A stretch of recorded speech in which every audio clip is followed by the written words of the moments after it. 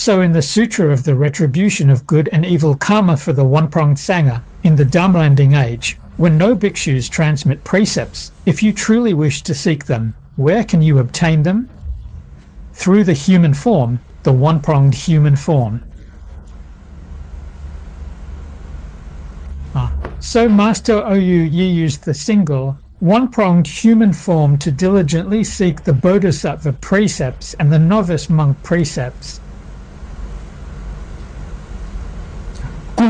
The ancients were so incredibly cautious and so remarkably strict. There's a very good reason for that, indeed. Break time equals 0.5s/. By the early years of the Republic of China, the esteemed Master Hong Yi, whom everyone deeply respected and revered. He practiced Pure Land Buddhism and was also very knowledgeable about the precepts.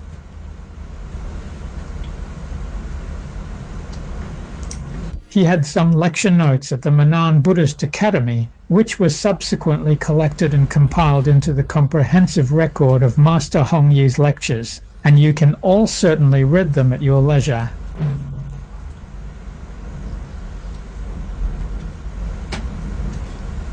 He advised us monastics that we must not neglect receiving the precepts, at least as a formality, but we must also understand clearly that we definitely will not truly receive the precepts.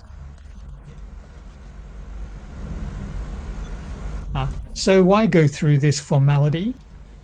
It's to prevent people in the world from saying that you haven't received the precepts, so, at least in form, we have received them. You need to be clear that you haven't truly received the precepts. It's not that just because you've taken the bhikshu precepts you become a bhikshu, or that taking the bodhisattva precepts makes you a bodhisattva. How could it be that simple? So, in the Tiantai tradition's 6 types of precepts, what kind of bhikshu are we? Name only a bhikshu, having the name but not the reality. You need to understand this identity. Master Hong Yi himself also described his entire life as both truly having left home and not truly having left home, with his name and reality not quite matching at all, in a rather profound way. Now that makes sense. If you haven't truly and genuinely received the sacred precepts, if you don't actually uphold them with sincere dedication, but still call yourself a bhikshu, that's a profound lie, a truly significant and egregious lie. In that case, you might very well have a share in the hells of this world.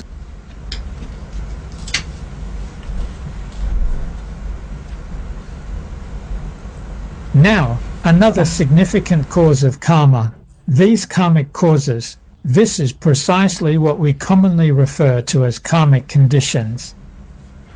Watching and listening to singing and dancing. These are what people in the world call entertainment venues, places of pleasure. Even though we don't go to such places. There's an advantage for monastics in China. If a monastic wearing these robes goes to the theatre, people will scold you. But in Japan, when monks go out, you can't really tell. They wear leather shoes and suits, and just tuck their kasaya into their suit pocket. Their kasaya is probably only about 3 inches wide. When performing Buddhist rituals, they take it out and hang it around their neck. When not in use, they roll it up and put it in their suit pocket. Wearing leather shoes, you wouldn't recognize them as monks. So when they go to those kinds of places, no one can tell. But for us, it's different. The moment we walk into a place like that, everyone stops watching the show and just stares at you. How could you possibly show up here? So this clothing can't be changed. It serves a very important purpose. There was a time in Taiwan when some people advocated for changing these traditional robes, But fortunately, some elder monks firmly insisted that they absolutely must not be altered in any way. But if you don't go watch, there are still plenty of such things on TV programs. Now, many temples have televisions, and that's a troublesome issue.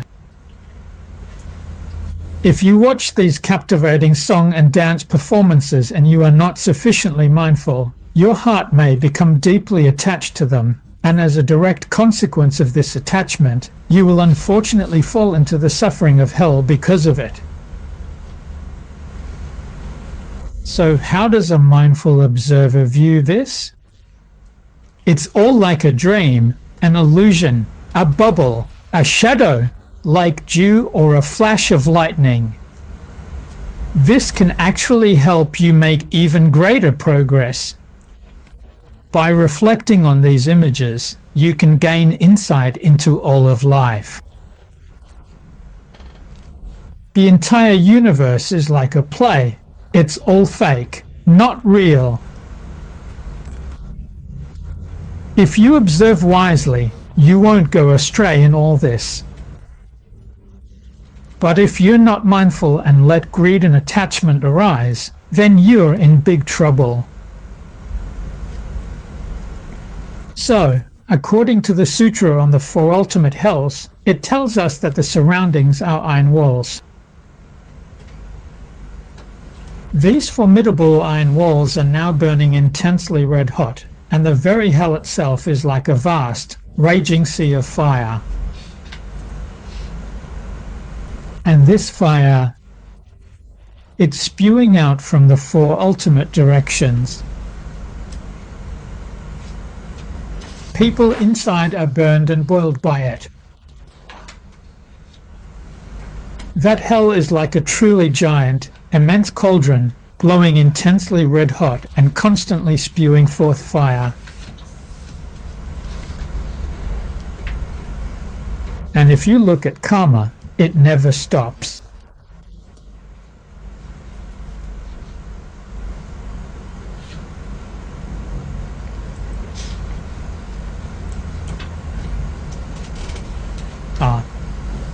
In Master King Ming's insightful and profound commentary, he meticulously cites what is explicitly said and thoroughly explained in the Venerable Abhidharma of the Martyrs, a significant and ancient text.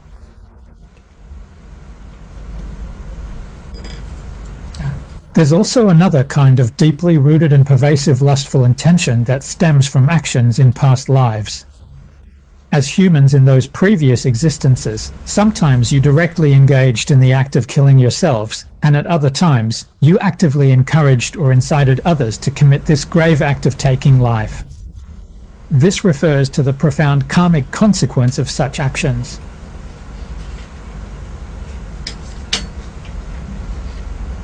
Usually, we commonly talk about using knives to chop and also to hack. These incredible animals, you can indeed chop off their hands, their feet, and even their heads. Committing such crimes also lands you in the Avicii hell, right? For example, when you kill a chicken, after it's already completely and utterly dead, if you continue to keep chopping up its lifeless body, does it still truly feel any pain at all? Life and death haven't separated yet. Still. There's still sensation. If you encounter a kind of corpse-guarding ghost. So, what exactly is a corpse-guarding ghost? It refers to those who are deeply attached to their own bodies and refuse to let go. That's even more troublesome. Even after being cooked, when you eat them, they still feel pain. That's a type of being, stubbornly attached, unwilling to give up their body. how could they not hold a grudge against you? The karma you create from this is extremely heavy. When the Buddha spoke of these profound and significant matters, he did so with immense and heartfelt compassion, not at all to scare or frighten people. Only those with deep roots of goodness, who can truly believe the Buddha's words, will genuinely choose to accept death. In this lifetime, they absolutely refuse to eat the flesh of sentient beings and are determined not to harm any living creature. As for what was done in the past, sincerely repent. It was wrong. Diligently cultivate Buddhist wisdom and dedicate the merit to these creditors and enemies from past lives.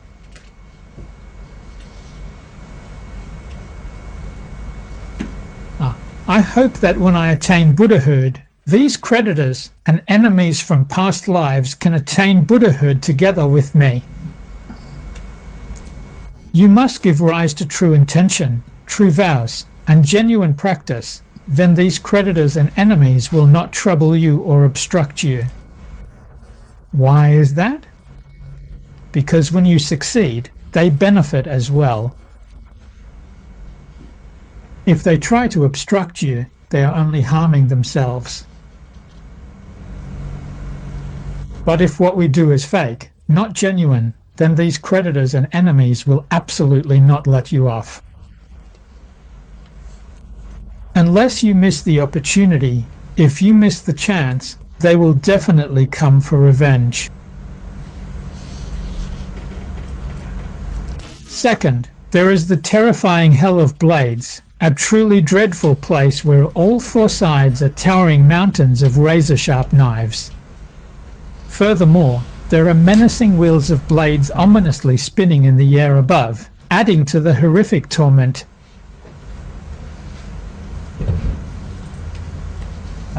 These countless wheels of sharp, rotating blades are just like a torrential downpour of rain, falling relentlessly from the sky above. Those who end up in this hell truly experience their bodies being burned and destroyed. So, the karmic cause for this is that in past lives, as humans, people engaged in killing and harming living beings. All of this is the retribution for the karma of killing. If you have killed many sentient beings, you will also have to endure this very great suffering here in this present life. Third, there is the hell of fiery arrows. This refers to arrows, like the bows and arrows used in ancient times. These arrows are now being set on fire. Each individual arrow is shot one by one at the unfortunate, deserving sinners. The sutras say that in one day and one night, you die 6 billion times. If the punishments in hell ended with just one death, that would be great, a cause for celebration, because dying would mean leaving hell. But you can't die. After you die, a gust of wind in hell blows over you, and you come back to life, only to suffer again. So in hell, you truly can't live even if you want to, and you can't die even if you try. You have to endure this retribution. The sacred scriptures explain that the karmic causes for this are profound ignorance and extreme greed during one's entire lifetime, being unfilial to one's parents, disrespecting revered teachers and elders, refusing to follow good teachings, and killing all kinds of living beings. Break time equals 0.5s/. That's why one receives this kind of retribution. Fourth, the crushing mountain hell.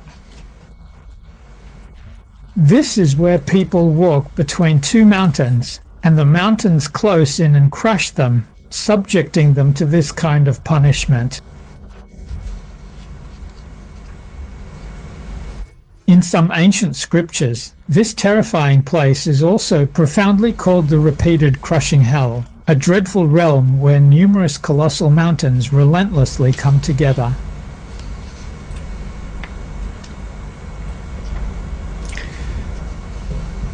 The ancient scriptures say that the sinners in hell are truly afraid of the hell wardens, those with terrifying ox heads and menacing horse faces, who relentlessly chase after them with large, spiked clubs. Terrified, these sinners run into the mountains to hide. But as they run into the mountains close in on them. Not a single one can escape.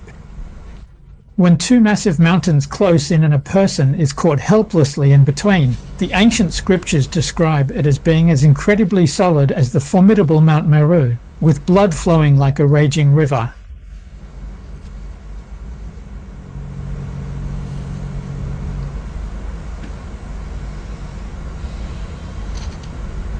When we encounter this kind of severe retribution, we should deeply reflect upon the underlying karmic causes and conditions that have led to its manifestation. What kind of karma did they ultimately create? These karmic causes are extremely complex, involving all sorts of evil deeds. That's precisely and exactly why they receive such a severe and significant retribution. Not only in one single lifetime, but over countless eons of time, people have committed far too many truly evil acts. The hells of retribution are collective retribution. All the sins you committed in this lifetime are completely paid off in there. Logically, once we leave hell, we should be good people with all our karmic obstacles eliminated. That's right, the karmic obstacles are indeed gone. But the problem is that the habits still remain. Those habitual tendencies are still there. If you still have afflictive habits inside, and on the outside you can't resist the temptations of the 5 desires and 6 sense objects, those bad influences, then you're in big trouble. You'll start creating karma all over again. After coming out, you just keep on creating more and more karma. So, how can this ever end? The cycle of cause and effect just goes on, never ending. The copper spear hell, also known as the hell of forbidden karma. These spears refer to the ancient weapons like swords and spears.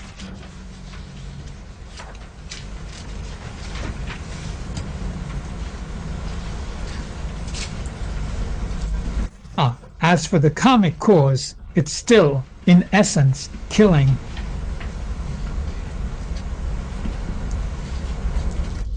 So, what does this killing include? It encompasses all wars. Absolutely everything is contained within it. Especially in times of war, where individuals kill at will, mercilessly slaughtering anything and everything in their path.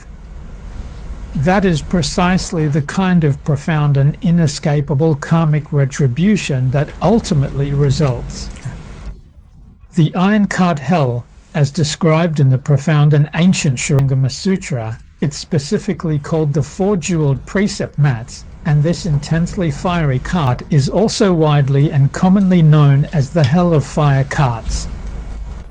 This cart, forged from iron, is not just hot, but searingly red hot. The sinner is forced to use his own tendons, painfully extracted, to serve as ropes to pull this agonizingly heavy cart. Behind him, these hell wardens are tormenting and driving him on.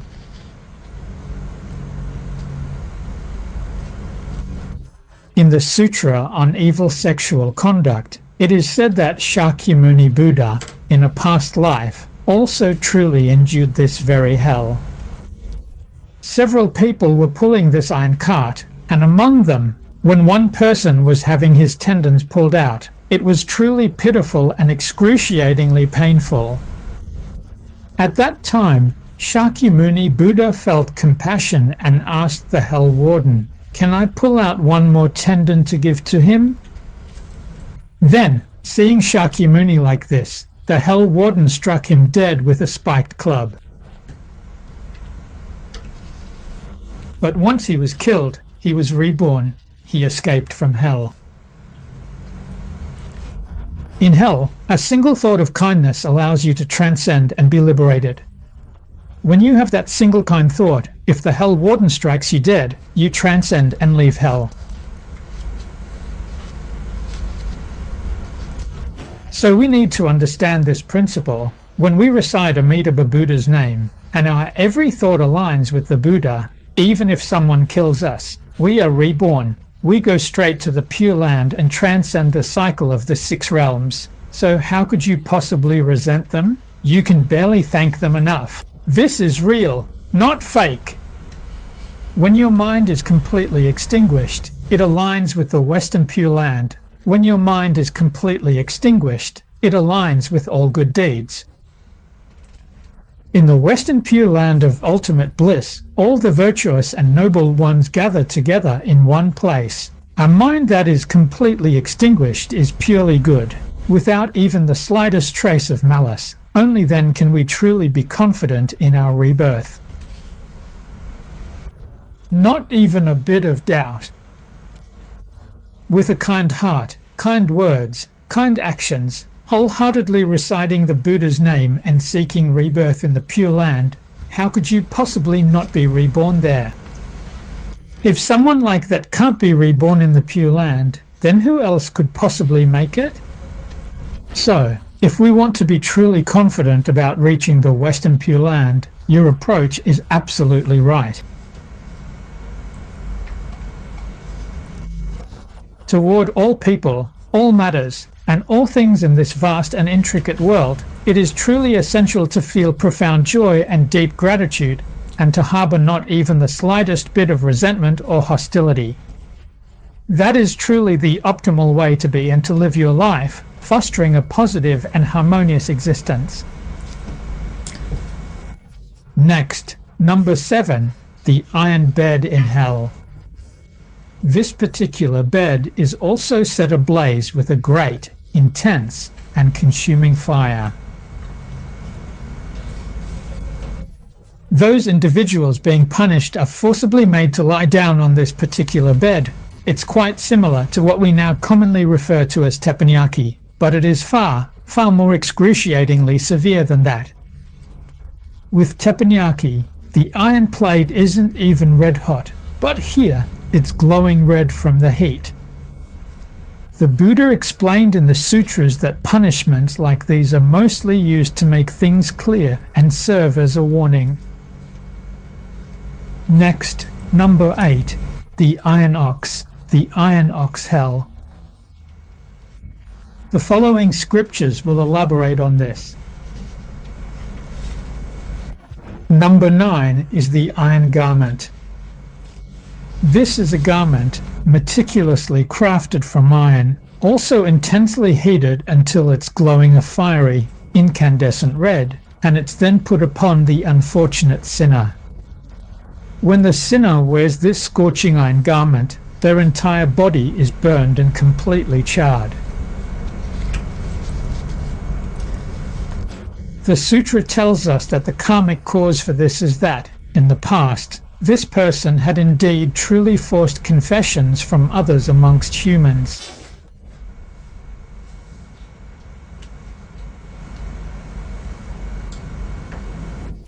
By harming sentient beings, they now truly and deeply suffer this retribution. Another cause is being a monastic who breaks precepts. In enjoying the generous offerings and unwavering support of their faithful and devoted followers, all without any true merit or deserving recognition whatsoever. Such people will suffer this retribution. There's an old, profound saying from the virtuous elders that goes, "Now you wear the monastic robe, but in the future you'll be bound by the iron garment." Break time equals 0.5s/, and this refers to the severe retribution in this hell. So, beneath the monastic robe, it's still a human body. If we put on this sacred robe and still commit bad karma, then the monastic robe, which is a profound and sacred symbol of the Buddha's timeless teachings and spiritual wisdom,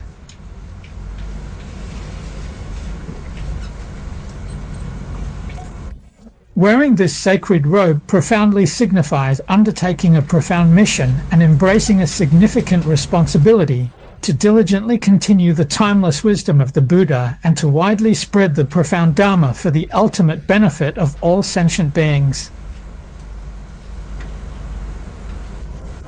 If we take on the Buddha's symbol but don't fulfill this duty, then it's just a human body beneath the robe. In the future, we'll suffer the retribution of the iron garment hell. The 10th is about loved ones. This is like the edge of a blade, a sharp knife. The contemplation of the Buddha Samadhi Sutra explicitly states that these are indeed beings who deliberately choose not to follow their teacher's profound and compassionate instructions, who consciously betray their teacher and completely abandon the sacred path of enlightenment, who are profoundly ungrateful for all the guidance and wisdom they have received, who relentlessly steal from others until the very end of their lives, who persistently harm others with malicious intent until their dying breath, who continuously insult and demean others with cruel words until they pass away, who incessantly mock and ridicule others with scornful attitudes until their demise, and who even engage in malicious slander and commit truly great and heinous killings without remorse.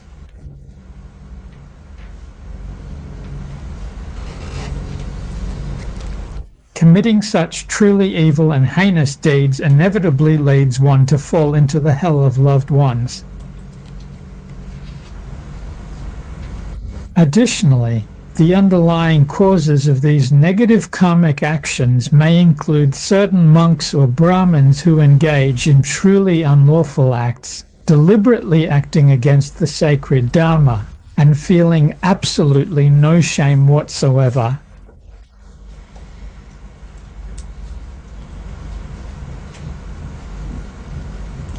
With truly malicious and destructive intent, they relentlessly destroy incredibly virtuous and invaluable treasures, causing immense and irreparable harm. For example, they systematically destroy sacred temples, severely damage revered Buddha statues, completely ruin ancient stupas and peaceful monasteries, and forcibly seize valuable Dharma property, demonstrating a profound disregard for spiritual heritage. They brutally kill their own close relatives, their parents, their siblings, and those individuals who commit such heinous crimes at the very end of their lives will all inevitably fall into this terrible hell.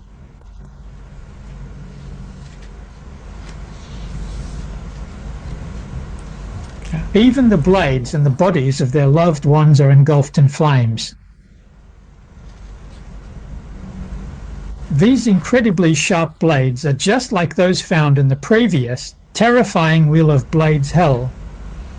From the vast sky above, they relentlessly fall down like a torrential rain of deadly raindrops. The person is smashed to pieces, destroyed.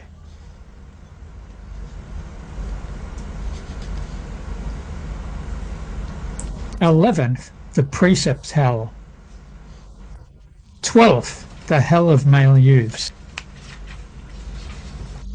The hell of male youths is a retribution for the sins of speech, and also for those related to food and drink as well.